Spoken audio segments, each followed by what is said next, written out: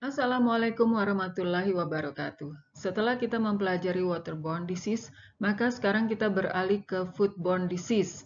Mikroorganisme termasuk beberapa mikroorganisme patogen manusia dapat tumbuh pada makanan manusia yang umum. Tentu saja karena makanan menyediakan dan menjadi media penuh nutrisi untuk pertumbuhan berbagai jenis mikroorganisme. Selain itu, mikroorganisme patogen yang masuk di tubuh manusia akan mudah menyebabkan sakit yang dapat membahayakan bahkan menyebabkan kematian. Beberapa mikroorganisme patogen yang menggunakan media makanan, khususnya juga bersama air, sudah kita bahas pada materi waterborne disease, ditambah dengan beberapa patogen dan penyakit yang juga umum berada di sekitar kita yang akan kita bahas berikut ini, dan banyak berasal dari masalah hygiene individu, hygiene alat makan, hygiene alat dapur, masalah kualitas air, dan kualitas bahan pangan.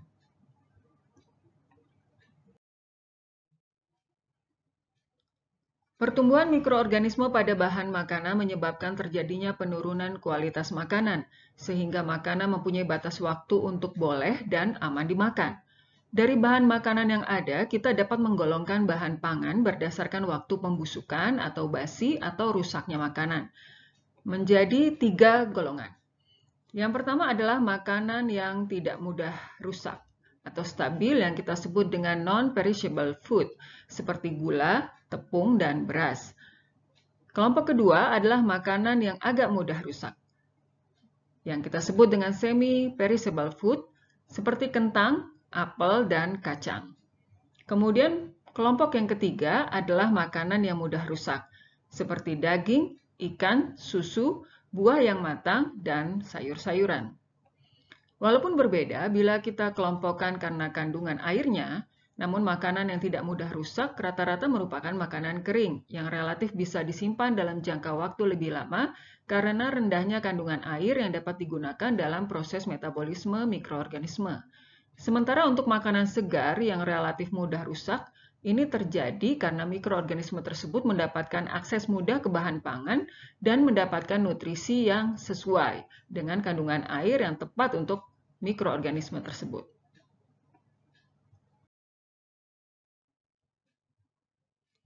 Ya, ini misalnya bisa kita lihat dari bakteri enterik seperti Salmonella, Shigella, dan Escherichia. Patogen potensial yang kadang terdapat dalam saluran pencernaan hewan sering mengontaminasi dan membusukkan daging di rumah pemotongan hewan atau RPH, khusus yang berisikan bakteri hidup dapat pecah dan mengontaminasi produk bahan pangan. Selain itu, kontaminasi dapat datang dari kontaminasi fekal pada sumber air yang digunakan untuk mengolah bahan pangan. Misal, kehadiran bakteri asam laktat pada susu dan Pseudomonas pada bahan pangan segar lainnya. Biasanya pertumbuhan mikroorganisme pada makanan mengikuti kurva tumbuh yang biasa, walau tergantung berapa jumlah mikroorganisme yang mengontaminasi dan bahan makanannya itu sendiri. Bila mikroorganisme dapat mencapai fase eksponensial, laju pertumbuhannya dipengaruhi oleh temperatur, nilai nutrisi makanan, dan kondisi pertumbuhan lainnya. Prinsip inilah yang kemudian menjadi dasar pengawetan makanan, misal dengan menyimpannya di lemari pendingin, mengasamkan, mengeringkan, memanaskan, misalnya dengan pasteurisasi seperti pada susu, atau menyiapkan dan mengemas makanan dengan proses aseptik, melibatkan sterilisasi cepat seperti UHT, dan kontainer aseptik, serta mencegah atau membatasi udara bebas yang mengandung spora dan bakteri untuk masuk dalam kemasan. Cara lain yang digunakan adalah dengan penambahan bahan kimia yang tentu saja ketat sekali aturannya. Yang diperbolehkan contohnya sodium propionat atau sodium benzoat. Cara lain yang dilakukan misalnya dengan iradiasi dengan dosis yang terkontrol. Terakhir, pengawetan makanan juga dapat dilakukan dengan cara memfermentasi bahan makanan seperti pada susu, daging, ikan, dan sayuran.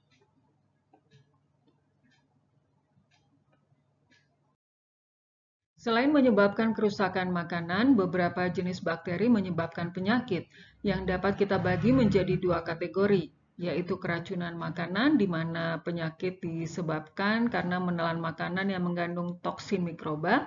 Mikroorganisme yang menghasilkan toksin ini tidak harus tumbuh di dalam host dan seringkali bahkan sudah tidak hidup saat makanan yang terkontaminasi atau mengandung racun dikonsumsi. Sakit muncul karena konsumsi dan aksi dari toksin bioaktif, seperti dari Clostridium botulinum, Staphylococcus, Streptococcus yang akan kita bahas lebih lanjut. Sebaliknya, penyakit infeksi karena makanan adalah infeksi yang dihasilkan dari masuknya patogen yang mengontaminasi makanan, diikuti dengan pertumbuhan patogen di dalam host. Kita akan bahas lebih lanjut penyakit dan mikroorganisme yang menyebabkannya lebih lanjut. Apabila terdapat penyakit yang terjadi karena konsumsi makanan, kita dapat melakukan sampling mikroba dari bahan makanan dan memeriksanya dengan beberapa cara. Misal dengan cara metode diagnosa cepat tanpa harus menunggu patogen tumbuh atau dikultur, yang berbasiskan uji molekuler dan imunologi seperti untuk E. coli, O157H7, Salmonella, Staphylococcus, dan Clostridium botulinum. Bila sampel makanan yang kita ambil tidak cair atau mengandung cairan, maka harus ada pra-pengolahan awal untuk melarutkan mikroorganisme yang terperangkap atau terikat di bahan makanan dengan menggunakan blender yang steril. Selain itu, sebaiknya makanan langsung diperiksa dalam 1 jam setelah sampling, dan bila tidak, maka harus disimpan di lemari beku. Selain itu, untuk mengetahui kepastian dari penyebab sakit, patogen juga perlu diambil dari pasien penderita, utamanya dalam banyak kasus diambil dari sampel tinja.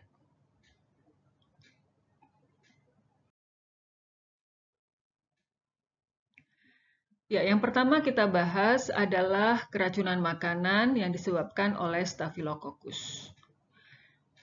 Salah satu jenis yang penting adalah Staphylococcus aureus. Penyebaran penyakit ini berlangsung melalui kulit manusia, jerawat, bisul, dan infeksi tenggorokan saat melakukan penyiapan dan pengolahan makanan.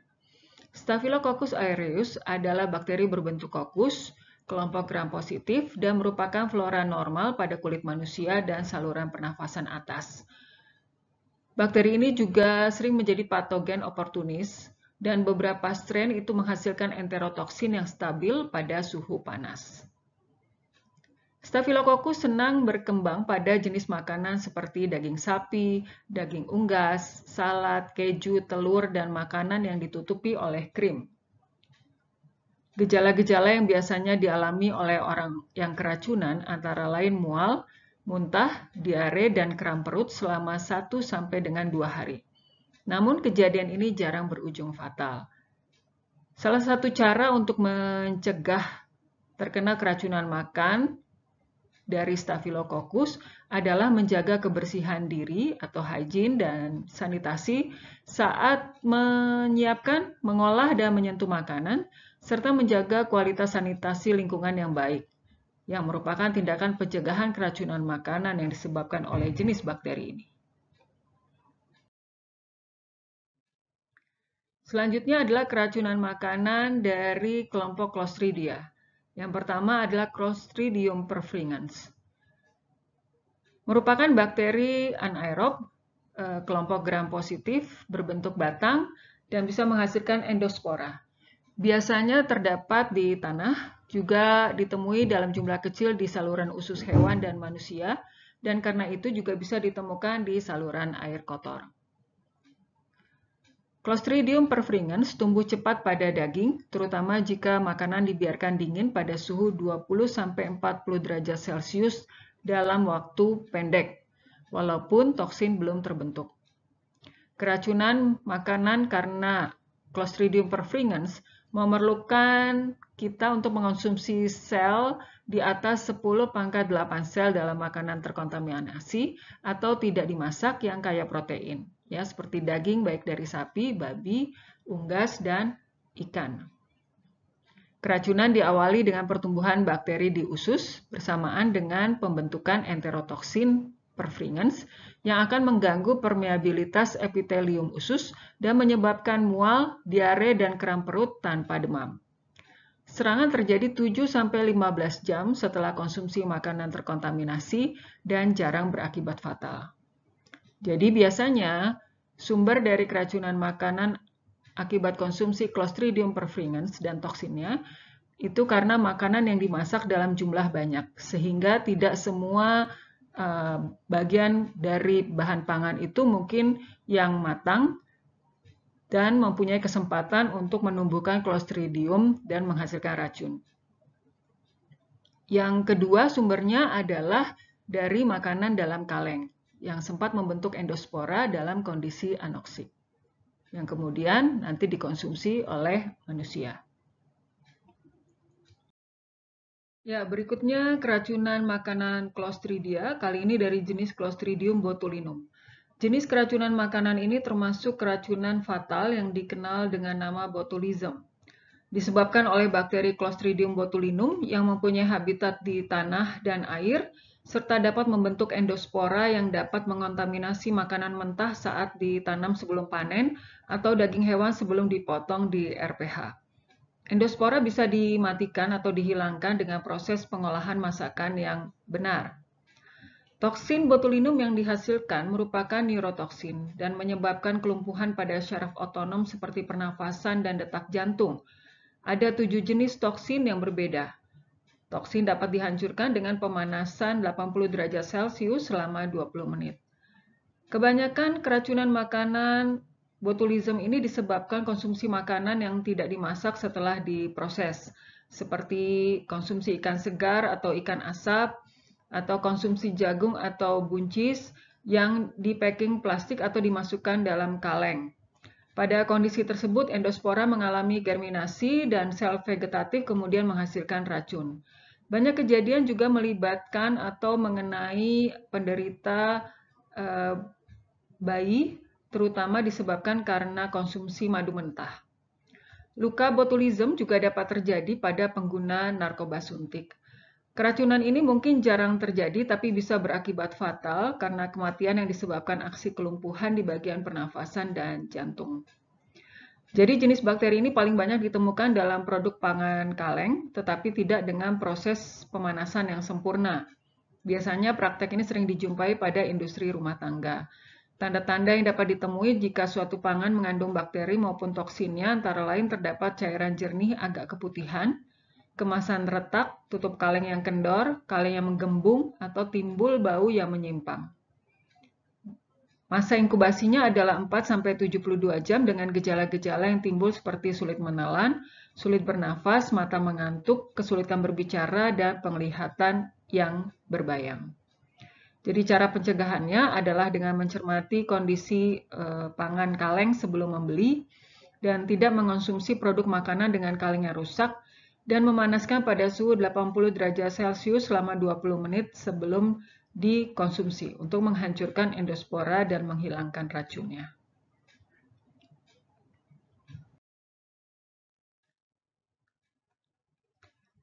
Yang selanjutnya adalah infeksi makanan, salmonellosis dan shigellosis.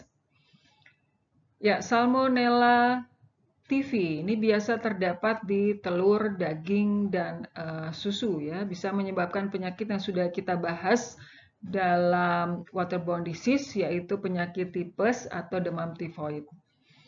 Ya, bakteri ini biasanya didapat pada daging sapi dan daging unggas, serta telur yang tidak matang sempurna dan biasanya dimakan mentah atau setengah matang ya. Jadi kalau Anda perhatikan di supermarket itu ada beberapa produk telur yang menyatakan bahwa telurnya itu bebas salmonella, sehingga bisa Anda konsumsi dalam kondisi yang mentah atau setengah matang. Kontaminasi dari salmonellosis juga dapat terjadi apabila pangan matang itu bercampur dengan pangan mentah atau kontaminasi silang dari penjamah makanan atau orang yang mengolah makanan yang higienitasnya buruk. Gejala yang dialami oleh orang setelah makan makanan terkontaminasi salmonella biasanya adalah mual, demam, pusing, diare, muntah selama 2 sampai dengan 7 hari. Pencegahan dapat dilakukan dengan memasak pangan sumber protein hewani sampai matang benar, kemudian memisahkan makanan yang telah matang dengan pangan mentah, dan menyimpan pangan pada suhu di bawah 4 derajat Celcius. Dan jangan lupa selalu menggunakan air dengan kualitas yang sesuai dengan standar air minum. Selanjutnya adalah sigelosis yang disebabkan Shigella dysentery. Penyebaran jenis bakteri ini pada umumnya melalui orang atau penjamah makanan yang memiliki higienitas yang buruk dalam mengolah dan menyiapkan makanan. Shigella sering dijumpai pada pangan hewani yang melalui proses pengolahan yang panjang atau pangan yang tidak mengalami pemanasan. Masa inkubasi bakteri ini adalah 1-7 hari. Orang yang terinfeksi bakteri ini akan mengalami sakit perut, demam, muntah, dan diare dengan diare yang fesesnya berdarah. Langkah pencegahan untuk menangani kasus ini antara lain mempraktekkan higienitas perorangan dan sanitasi dalam penanganan makanan yang baik, jadi selalu cuci tangan pakai sabun dengan praktek yang benar. Kemudian tidak menyimpan makanan pada suhu ruang selama lebih dari 2 jam, selalu menggunakan lemari pendingin untuk menyimpan makanan, dan pekerja atau penjamah makanan yang sedang sakit, seperti diare atau muntah, tidak boleh menangani pengolahan dan penyiapan bahan pangan.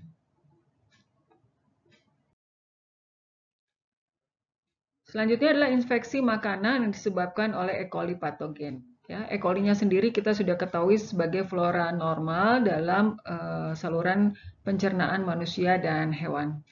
Untuk E. coli patogen, ada 200 strain E. coli patogen. Jenis bakteri ini biasanya menyebar melalui pangan yang tercemar limbah. Ya, hal ini terjadi pada perjalanan pangan, mulai dari produksi sampai dengan tahap akhir ke tangan konsumen.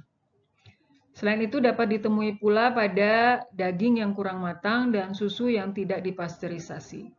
Masa inkubasinya adalah 3-4 hari. Dan apabila terinfeksi E. coli, penderita akan mengalami kram perut yang disertai dengan diare, dan demam bisa sampai 10 hari, bahkan perlu ditangani secara serius di rumah sakit.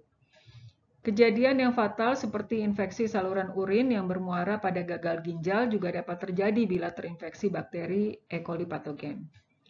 Beberapa cara untuk mencegah terkena infeksi ini adalah tidak mengonsumsi air mentah, susu non-pasteurisasi, dan makanan yang setengah matang atau tidak matang sempurna. Cara pencegahan yang paling pasti adalah dengan selalu menjaga kebersihan pribadi, terutama dengan melakukan cuci tangan pakai sabun setelah buang air besar, sebelum dan setelah mengolah makanan, dan melakukan penyiapan makanan yang tepat menggunakan kualitas air yang sesuai standar air minum.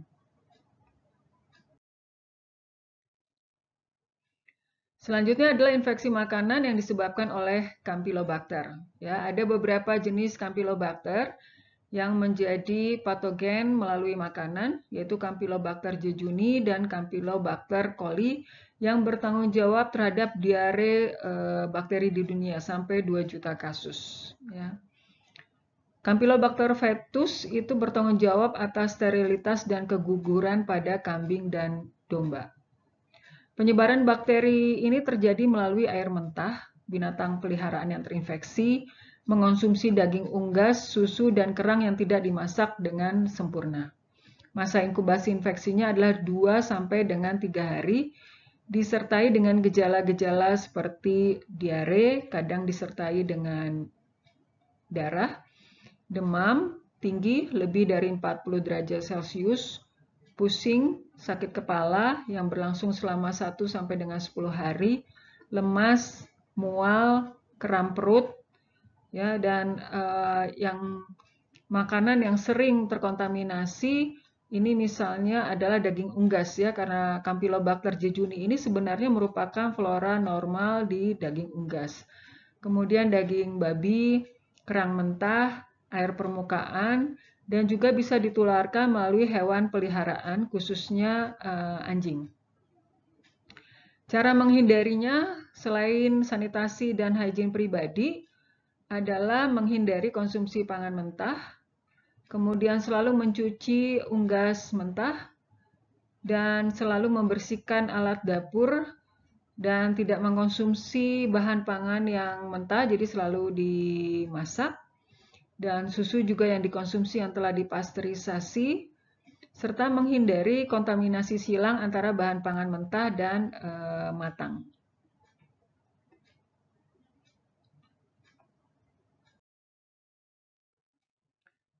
Dan selanjutnya adalah infeksi makanan listeriosis yang disebabkan Listeria monocytogenes. Yang umumnya bakteri ini ditemukan di dalam saluran pencernaan manusia dan hewan serta di dalam lingkungan pengolahan makanan. Media penyebarannya antara lain air minum mentah, susu non-pasteurisasi, daging dan produk perikanan, serta sayur dan buah mentah yang dipupuk dengan pupuk kandang. Infeksi pada orang dewasa dapat menimbulkan gejala seperti demam, menggigil, kembung, sedangkan pada bayi dan anak kecil juga terdapat gejala-gejala seperti muntah dan sulit bernapas. Selain itu, bahayanya adalah kasus ini dapat menyebabkan keguguran janin pada wanita hamil. Langkah-langkah pencegahan yang dapat dilakukan antara lain menghindari mengkonsumsi susu mentah dan keju yang dibuat dari susu non-pasteurisasi, serta selalu mengikuti petunjuk label pada kemasan dan memanaskan kembali produk pangan yang beku.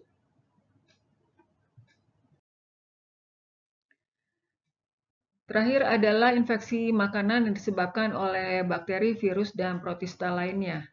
Ya, untuk bakteri ada 3 jenis bakteri lainnya yang perlu diwaspadai, misalnya Yersinia enterocolitica, yaitu yang berasal dari usus hewan peliharaan dan dapat menyebabkan kontaminasi pada produk daging dan susu, serta infeksi demam enterik yang bisa mengancam nyawa. Kemudian dari bakteri Bacillus cereus yang bisa menghasilkan 2 enterotoksin yang menyebabkan diare dan mentah.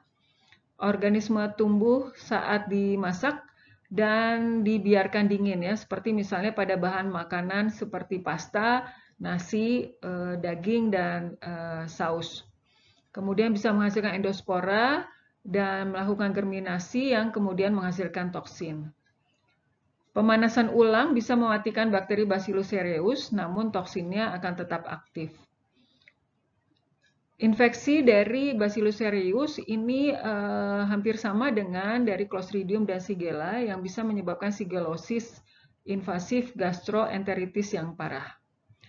Kemudian Vibrio ya seperti juga sudah kita jelaskan dalam materi waterborne disease, beberapa genusnya dapat menyebabkan keracunan pada bahan pangan, terutama bagi orang yang mengkonsumsi kerang yang terkontaminasi. Sementara untuk virus, jenisnya sama dengan virus yang menyebabkan penyakit pada waterborne disease, ya, seperti norovirus, virus polio, dan hepatitis. Sementara untuk protista juga sama dengan waterborne. Ada tambahan, salah satu jenis yang juga berbahaya adalah Toxoplasma gondii yang berasal dari feses kucing. Jadi demikianlah